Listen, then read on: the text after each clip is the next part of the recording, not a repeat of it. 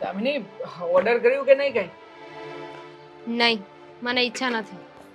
એમ પણ આજે મારે ને આદિએ બહાર જમવા જવાનું છે. બહાર જમવા જવાનું છે તો શું થઈ ગયું?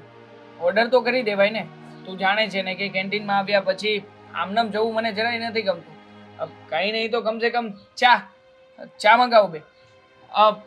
બે ચા કટિંગ ડન. દેવાંગ, હા, થેન્ક યુ શેની માટે? અહીંયા આવવા માટે. અરે, આપણે તો રોજ અહીંયા કેન્ટીનમાં આવીને મળીએ છીએ, બેસીએ છીએ, વાત કરીએ છીએ. એમાં થેન્ક યુ કહેવાની શું જરૂર છે? લાગે છે આજે છે ને મોટા પાયે ઝઘડો થયો છે. આ તારા ચહેરા ઉપર સાફ શબ્દોમાં દેખાય છે. જો આ લખેલું પણ છે અહીંયા કે મોટો ઝઘડો થયો છે. થયો ને? મોટો ઝઘડો તો થયો. કારણ નહીં પૂછે? શું કારણ હતું? અરીસો. ઝઘડા માટે થઈને હરીસો કારણ? હા, ખરું કહેવાય તમારા બંનેનું. અમારા માટે તો એક્સેપ્ટેબલ હોય ને એ નથી, એ ઝઘડો થઈ જાય. ઝઘડો કરવા માટે ટોપિક ક્યાં લેવા જવા પડે છે? થોડાક સવાલો છે તમારા પ્રત્યે, પૂછું? એનાથી શું થશે? જાણવા મળશે કે આ બધું ચાલ્યું આવે છે એ કોની ભૂલ છે, કોની ભૂલ નથી. તમે લોકો પહેલેથી જ આમ ઝઘડતા આવ્યા છો? મતલબ કે લગ્ન થયા, તમારી સગાઈ થઈ, થોડો ઘણો સમયગાળો હશે વચ્ચે, તમે એકબીજાને ઓળખ્યા હશે, જાણ્યા હશે, તો ત્યારે મતલબ કે એકબીજાને આમ કેવી રીતે રહેતા હતા? આવી રીતે તો નહોતા જ રહેતા. અત્યારે જે કૂતરા બલાડાની જેમ રહીએ છીએ ને એવું તો સાવાય નહોતું. તો ત્યારે મતલબ બધું સારું હતું? ત્યારે બધું જ સારું હતું. હા, પણ વસ્તુ કેવી છે દેવાંગ, તને ખબર છે?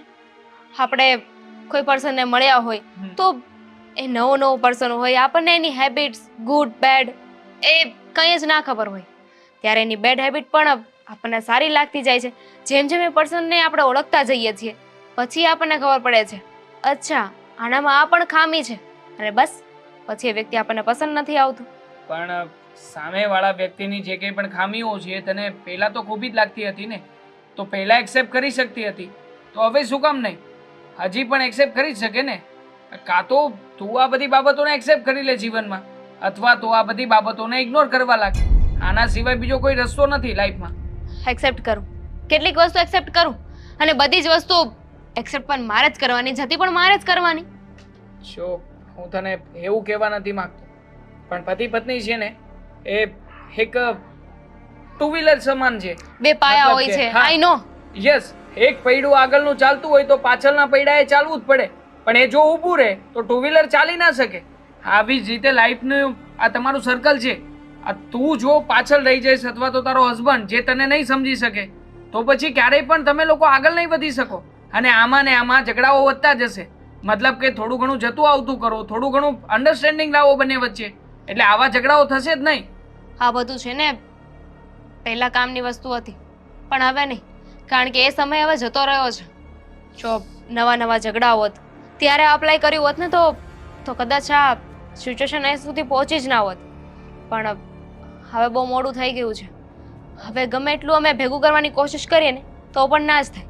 બસ એના મોઢામાંથી બોલાયેલો એક શબ્દ અને મને ખોટું લાગી જાય, મારી કોઈ એવી હરકત જે એને ખોટી લાગી જાય, કરવાની જ નહીં ને. એવી હરકતો કરવાની જ નહીં. છોડી દે ને એવી બધી બાબતો કે જે તારા હસબન્ડને ગમતી જ નથી. અને આમ પણ સમય ક્યારેય પણ જતો નથી. સમય તો હંમેશા આપણા હાથમાં જ હોય છે, પણ વાંધો ત્યાં આવે છે કે આપણે છે ને યોગ્ય સમયને સમજી જ નથી શકતા. પછી વાંક સમયનો જ કાઢીએ છીએ. તને પિંક કલર ગમે છે? ગમે કોઈક વાર. તને ના ગમતો એવો કલર? બ્લેક ના Black ગમે. ને? હા, પણ મારો ફેવરેટ છે. તું વિચાર કર, જે વસ્તુ તને પસંદ નથી એ મને પસંદ છે.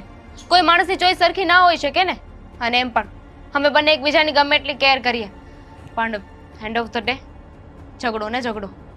બસ તમે લોકોએ મનમાં વિચારી લીધું છે કે તમે લોકો એન્ડ ઓફ ધ ડે ઝઘડા સિવાય બીજું કંઈ કરવા નથી માંગતા. બાકી જો એકબીજાના સપોર્ટ કરશો, એકબીજાની વાતને સમજશો, તો તમને ખ્યાલ આવી જ જશે કે તમે જે કંઈ પણ કરી રહ્યા છો ને એ એકબીજાને સમજતા નથી ને, એટલે થઈ રહ્યું છે. ફાઇન, તું કહે છે તો આ પણ કરી જાઉં. આજે જવાના જ છીએ ને.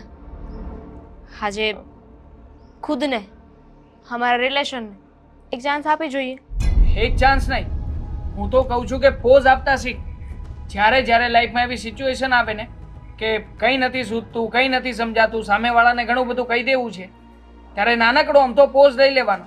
હા, પોઝ લીધા પછી વિચારવાનું કે હકીકતમાં આ સિચ્યુએશનમાં તું સામેવાળી વ્યક્તિ હોત તો તું શું કરત, તું કેવી રીતે રિએક્ટ કરત. એટલે તને છે ને સામેવાળાની સિચ્યુએશન સમજાશે, અને એ સિચ્યુએશન સમજીશ ને ત્યારે ખ્યાલ આવશે કે હકીકતમાં ખોટું એ વ્યક્તિ નથી. ક્યારેક ક્યારેક આપણે પણ ખોટા હોઈએ, પણ છોડ ને એ બધી વાત.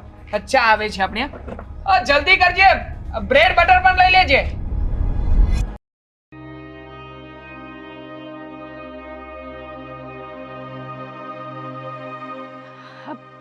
સર, હા, આપણી ઓફિસ મેલીને તમે અહીંયા કેમ બેઠા છો? એ મજા આવે છે, શાંતિ મળે છે એટલા માટે. કેમ, ઓફિસમાં કંઈ થયું છે? કોઈ સાથે બબાલ થઈ છે તમારે? બેસી જા. કામ તો પતી ગયું છે ને? હા, કામ પતી ગયું છે. બેસ થોડી વાર. હા સાંભળ, આ સામે જો પેલા લોકો સામાન ભરે છે, હા, આ જોર જોરથી ફેંકે છે, છતાં પણ એ લોકોને કેટલી મજા આવે છે કામ કરવાની. આવે છે ને એમ મને અહીંયા બેસીને મજા આવે છે, તો મને મજા લેવા દે. પણ સર, અહીંયા તમે બેઠા છો અને લાગે છે કે તમારું મૂડ કંઈ બરાબર નથી લાગતું. કંઈક રીઝન તો હશે ને અહીંયા બેસવાનું. માણસ કોઈ એમનેમ તો ન બેસવા આવે ને. આજ સુધી મેં ક્યારેય તમને નથી જોયા અહીંયા. સાચી વાત છે તન તારી. તું મને એક વાતનો જવાબ આપીશ? બોલો ને, એક શું બે વાતનો જવાબ આપીશ હું તો. હા, તારી મતલબમાં સગાઈ થઈ ગઈ છે, તને તારા આ ફિયોન્સી સાથે ફાવે છે? ફાવે છે ને, અમે લોકો એકબીજાને સારી રીતે સમજીએ છીએ. અચ્છા, હા, ખાલી સમજો જ છો? એટલે એમ કે જો અમારી વચ્ચે કંઈક મિસઅન્ડરસ્ટેન્ડિંગ થઈ હોય તો હું માફી માંગી લઉં, ક્યારેક એ માફી માંગી લે, ક્યારેક અમારે ઝઘડો. બસ બસ બસ, આ માફી માંગવા વાળું જે હતું ને એ મને ગમ્યું. હે, માફી તો માંગો છો ને એકબીજાની. હા હા, બહુ સારી વાત કહેવાય.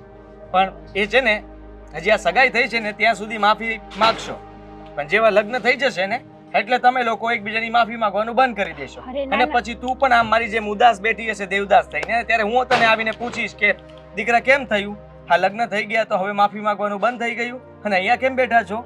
પણ સર, એ મને સમજે છે, હું એને સમજુ છું. એટલે લગ્ન પછી તો મને નથી લાગતું કે અમારી વચ્ચે આવી રીતનો ઝઘડો કોઈ આ થશે. બધાને આવો જ વેમ હોય છે.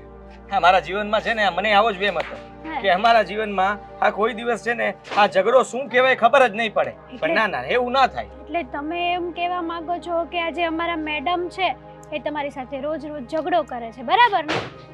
આ તો રોજનું છે. તને ખબર છે ને કે હું 30 દિવસમાં હા 15 દિવસ તો અહીંયા બેઠો જ હોઉં છું, એટલે તું સમજી શકે છે કે હું મહિનામાં કેટલી વાર ઝઘડો કરતો હોઈશ. પણ સર, ક્યારેક તમારે સોરી બોલી દેવાય ને, ક્યારેક હોટલમાં જમવા લઈ જવાય, ક્યારેક ઓફિસેથી વહેલા જતું રહેવાય, એટલે મેડમ પણ મૂડમાં રહે. મૂડમાં રાખતા તને બરાબર આવડતું લાગે છે.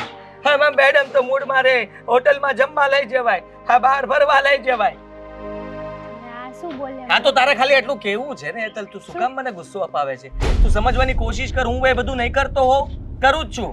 આજે સાંજે એને લઈ જવાની છે ને એ માથાકૂટમાં જ અહીંયા ટેન્શનમાં બેઠો છું કે સાંજે જો હોટલમાં જમવા જશું અને બબાલ શરૂ થશે કે પાણીનો ગ્લાસ આમ ના પકડાય એને આમ પકડાય તો શું કરવાનું? માથાકૂટ તો ત્યાંથી પણ થઈ છે. પણ તમારે છે ને આ ઘરે જાવ ને એટલે પેલા મેડમને શાંતિથી વાત કરવાની કે જો બધા વચ્ચે છે ને તારે મને આવી રીતે વાત નહીં કરવાની. હવે તમે ઘરે જઈને કૂતરાની જેમ વડકા ભરો તો આમે મેડમ બિલાડાની જેમ બાંધવાના જ છે ને. તમારે પેલા પ્રેમથી વાત કરવાની. એક વાત કર મને. તું જમવા જાય તો હાથેથી જમે કે ચમચીથી જમે? ચમચીથી. હા, તને હાથેથી જમવું હોય તો હાથેથી જમું, મારી મરજી ને. પછી તને પરાને કોઈ એમ કહે તો કે નાના ચમચીથી જ જમાય તો હા, તો થોડુંક લાગે હો સર. લાગે ને એ જ વસ્તુ મહત્વની છે. મને પણ એ જ લાગે. મને હાથેથી ખાવાની ટેવ હોય તો કદાચ ગમે એવડી વીઆઈપી હોટલમાં ગયા હોય, ચમચીથી ના ખાવું હોય, મને ના ફાવે તો ના ખાવ. તમારે મેડમને કહેવાય ને આ વાત કે મેડમ મને નથી ફાવતું. એનો સ્વભાવ કૂતરા જેવો છે. હા, ખાલી છે ને એને હું આમ એટલું કરું ને ત્યાં તો એ ભસવાનું ચાલુ કરી દે, એને બટકું ક્યારે આવીને ભરી જાય ખબર જ ના પડે.